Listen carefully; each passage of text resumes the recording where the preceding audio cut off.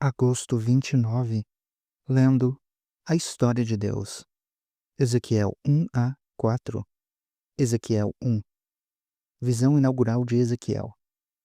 No 30º ano, no 5º dia do 4º mês, estando eu entre os exilados junto ao rio Quebar, abriram-se os céus, e eu tive visões de Deus. Foi no 5º ano do exílio do rei Joaquim, no 5º dia do 4º mês, a palavra do Senhor veio ao sacerdote Ezequiel, filho de Buzi, junto ao rio Quebar, na terra dos caldeus. Ali, a mão do Senhor esteve sobre ele. Olhei e vi uma tempestade que vinha do norte, uma nuvem imensa, com relâmpagos e faíscas, cercada por uma luz brilhante. O centro do fogo parecia metal reluzente, e no meio do fogo havia algo semelhante a 4 seres viventes, cuja aparência e forma eram humanas.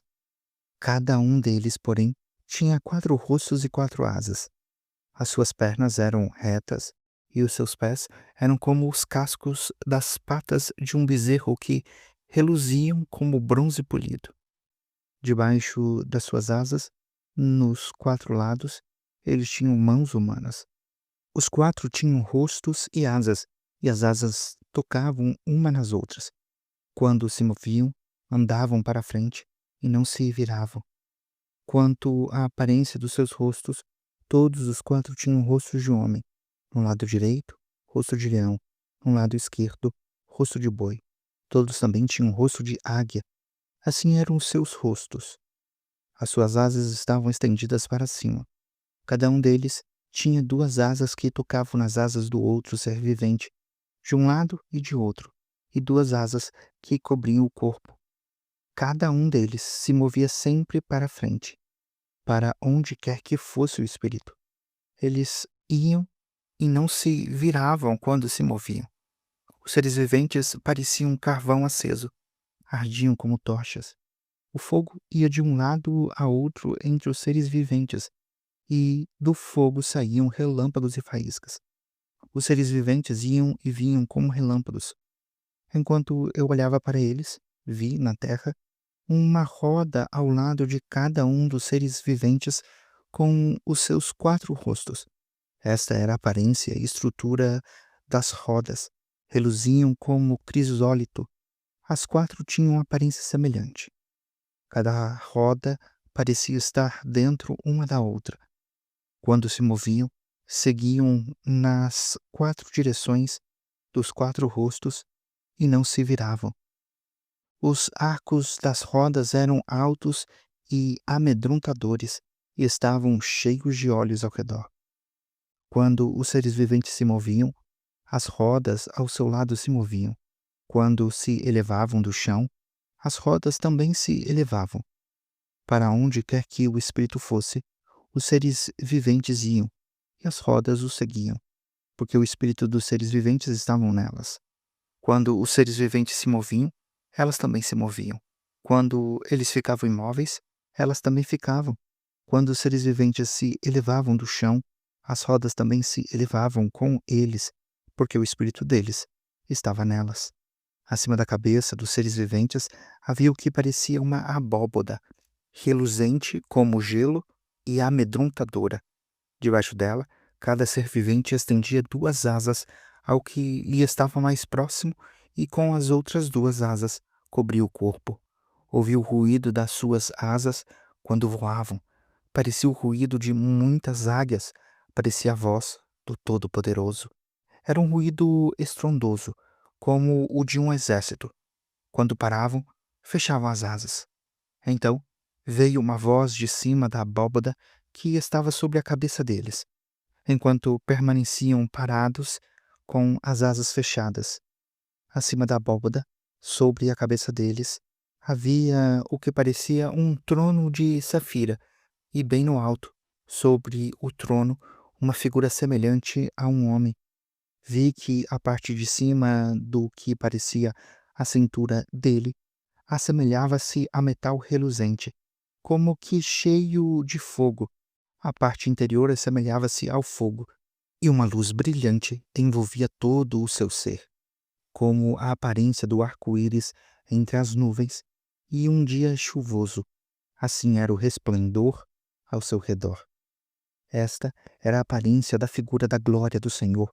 Quando a vi, prostrei-me com o rosto em terra e ouvi a voz de alguém que falava. Ezequiel 2. O chamado de Ezequiel.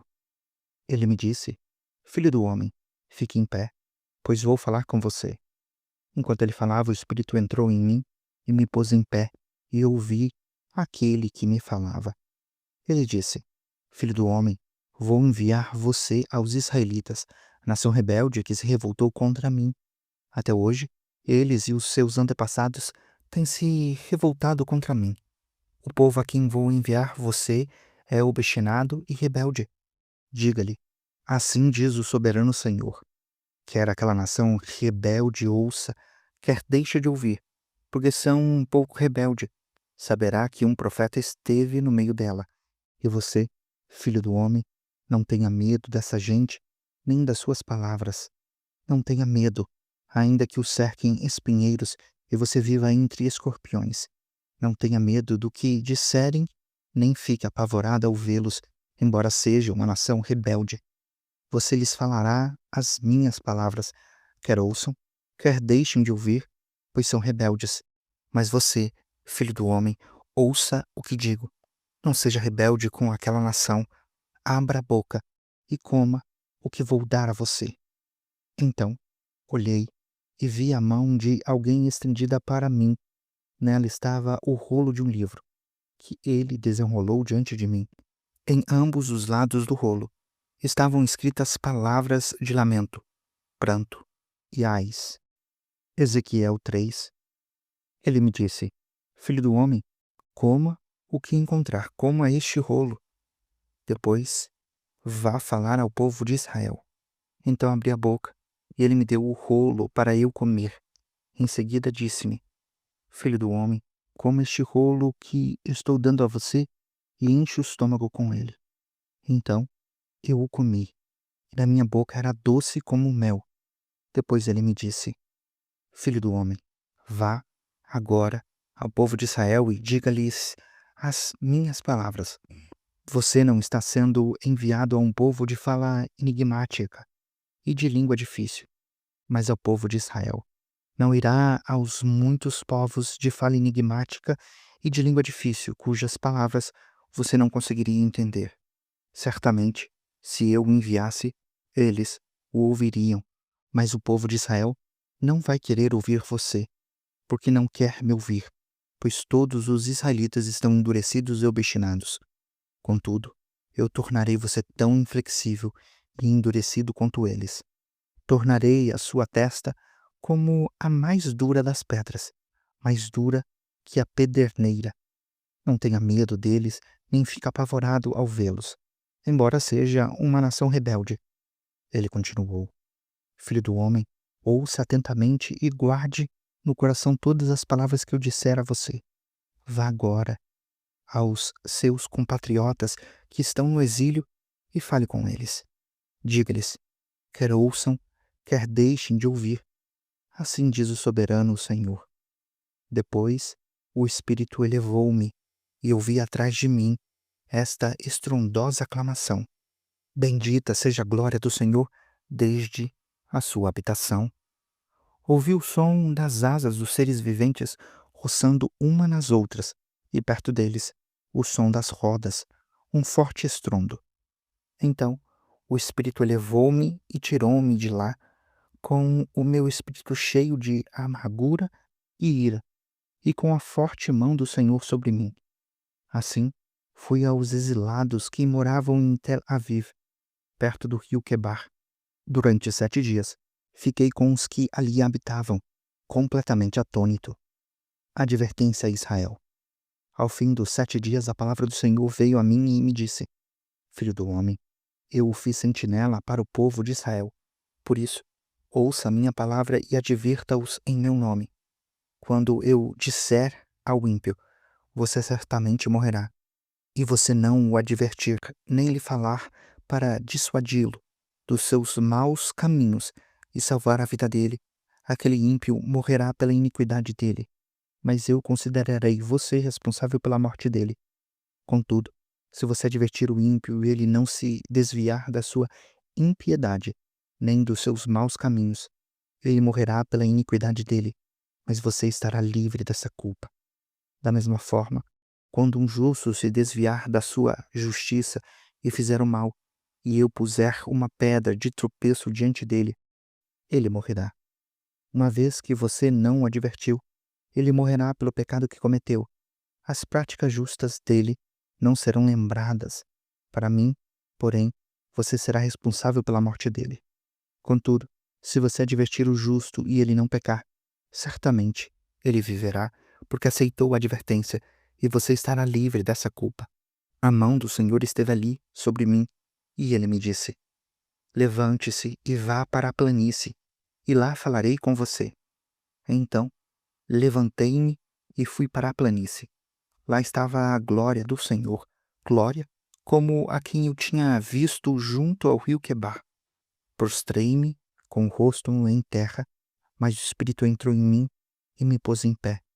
Ele me disse: Vá para casa e tranque-se dentro dela, pois você, filho do homem, será amarrado com cordas. Você ficará preso e não conseguirá sair para o meio do povo. Farei a sua língua apegar-se ao céu da boca para que fique calado e não possa repreendê-las, embora sejam uma nação rebelde.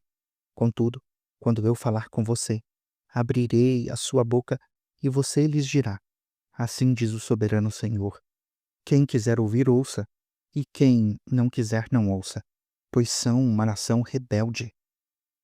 Ezequiel 4. O cerco de Jerusalém é simbolizado. Quanto a você, filho do homem, apanhe um tijolo, coloque-o à sua frente e nele desenhe a cidade de Jerusalém. Em seguida, cerque-a e construa obras de cerco contra ela. Construa uma rampa, monte acampamentos e ponha arietes ao redor dela. Depois, apanhe uma assadeira de ferro, coloque-a como um muro de ferro entre você e a cidade e ponha-se de frente para ela. Ela estará cercada e você a sitiará.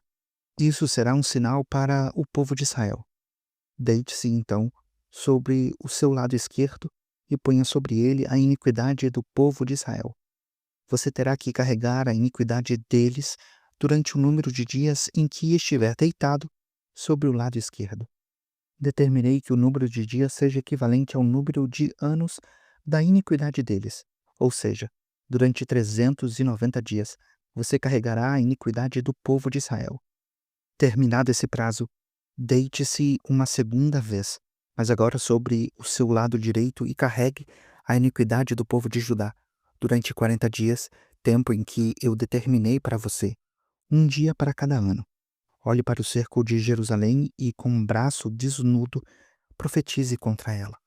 Vou amarrar você com cordas para que não possa se virar enquanto não cumprir os dias do seu cerco. Pegue trigo e cevada, feijão e lentilha, painço e centeio. Ponha-os em uma vasilha e com eles faça pão para você. Você deverá comê-lo durante os 390 dias em que estiver deitado sobre o seu lado. Pese 20 ciclos de comida por dia e coma em horas determinadas. Também meça um cesto de hin de água e beba em horas determinadas. Como pão, como você comeria um bolo de cevada. Asse-o à vista do povo, usando fezes humanas como combustível. O Senhor disse ainda: Assim, os israelitas comerão a sua comida imunda entre as nações para onde eu os expulsar. Então eu disse: soberano Senhor, eu jamais me contaminei. Desde a minha infância até agora, jamais comi algo achado morto ou que estivesse sido despedaçado por animais selvagens. Jamais entrou carne impura na minha boca. Está bem, disse ele. Deixarei que você asse o seu pão em cima de esterco de vaca, não em cima de fezes humanas. Ele acrescentou: Filho do homem, cortarei o suprimento de comida em Jerusalém. O povo comerá com ansiedade alimento racionado e beberá com desespero água racionada, pois haverá falta de água e de comida. Ficarão chocados com a aparência uns dos outros e definharão por causa da sua iniquidade.